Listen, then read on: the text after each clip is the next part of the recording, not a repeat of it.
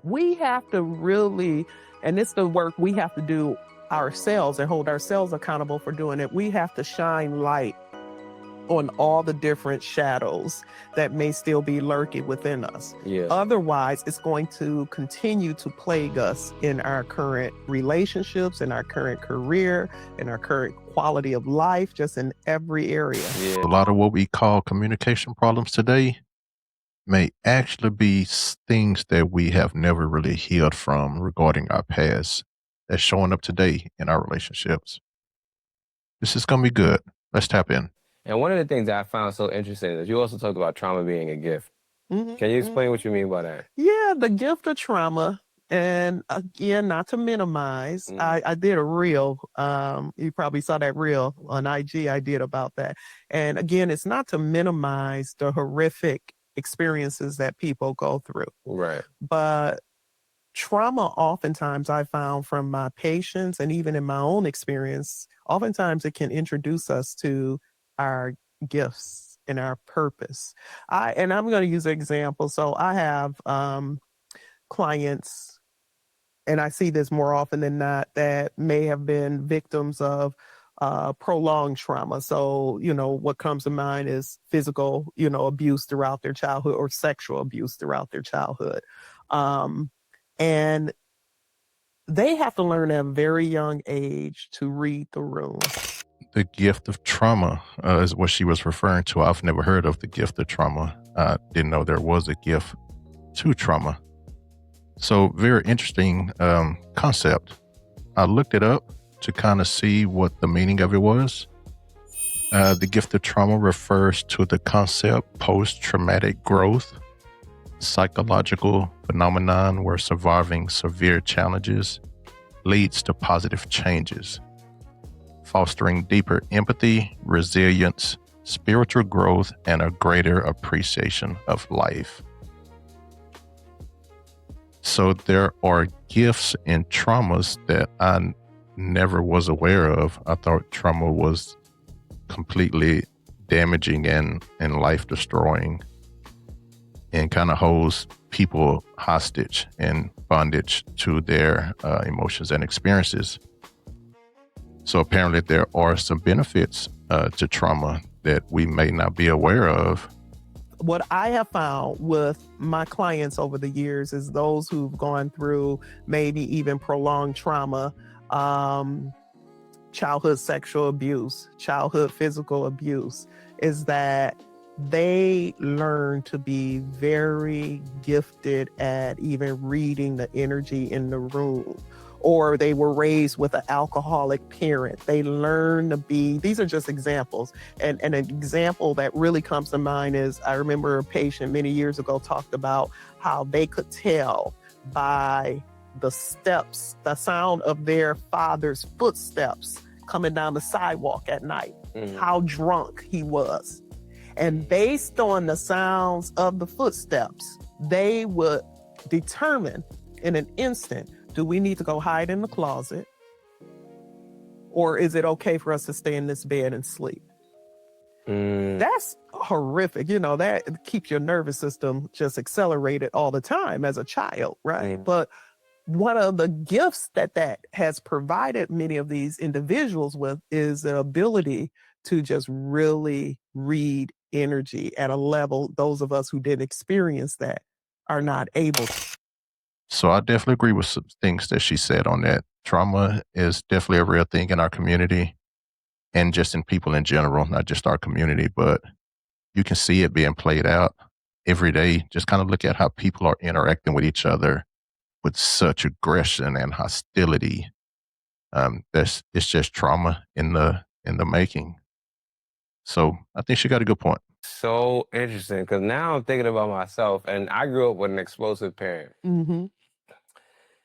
And there will be times, man, I'm thinking about so much. There's two things I'm thinking about. One, I'm very good at reading people's emotions and just what they're feeling. Even if they're not saying it, I can see it based off their facial expressions. I can I can feel energy just differently. I do find myself able to do that. Have you attributed that to having the I do, spirit? yes, I do attribute it to that, because I would oftentimes find myself having to figure out what mood my parent was in, because that was important for my physical safety. Absolutely. Not even necessarily physical safety, but just safety in general, because sometimes when an explosion would happen, things would start flying. Yeah. And so you gotta dodge. I gotta get up out of here, right? And I also not even necessarily dodge, because things are not flying towards me, but it's like I'm worried that it could potentially lead to that, right? So I got to get up out of there.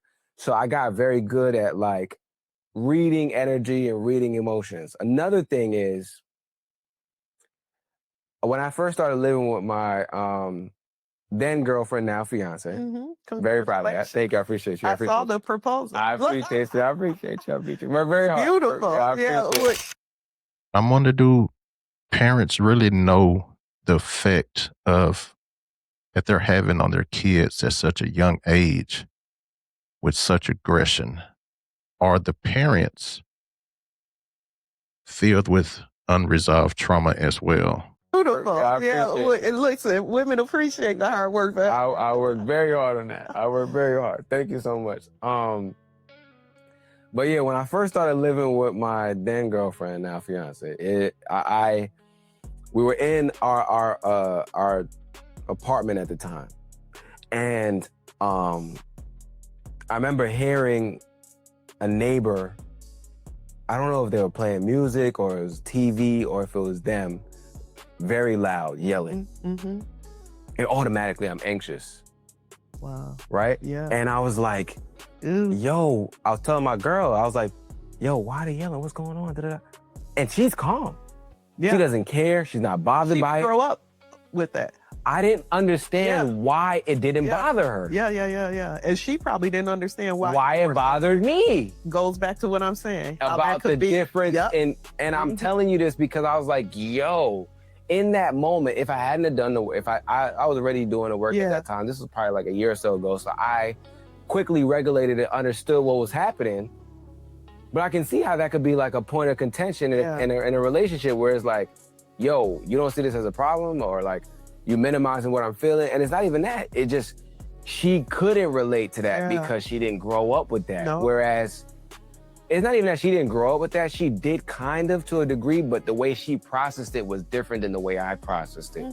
And so for me, when I hear yelling and arguing and like fight, anything that can even remotely be equated to like potentially like some type of conflict, I get anxious. Your body keeps a score. So I think that was a great example that he just used as far as him having the trauma and experiencing it, but his girlfriend did not have that same trauma, so it wasn't affecting her the same way regarding noise. Just because you're outside of your parents' home, just because this is 20 years later or what have you, this beautiful brain of ours remembers everything. And it doesn't, you don't, and it bypasses the logical region of the brain. You get what I'm saying? It goes right to the emotional region. So there's an area of the brain, the amygdala, right? And so the amygdala is where the emotion and the rage and all that, even we know a lot of studies have shown a lot of people in the prison population has some damage to their amygdala when you do brain scans, because again, that inability to regulate emotions and everything just comes out really explosive. So your body remembers it. So whenever there's something that reminds you of what you experienced 10, 20, for some people 30, I've worked with patients in their 70s. So this could be stuff that happened to them 60 years ago. Yeah. Your body is not just sitting there and logically going through, oh, that's not happening now. You don't have to worry. It's just, I need to protect myself. Right. And it's a beautiful physiological response. And I say beautiful because our bodies are equipped to protect us.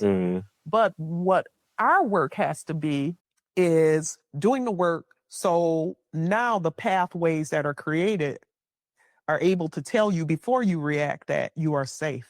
You are not there. That's in the past. Yeah. And that's where the work comes. Yeah. That's where the unlearning comes in. Yeah.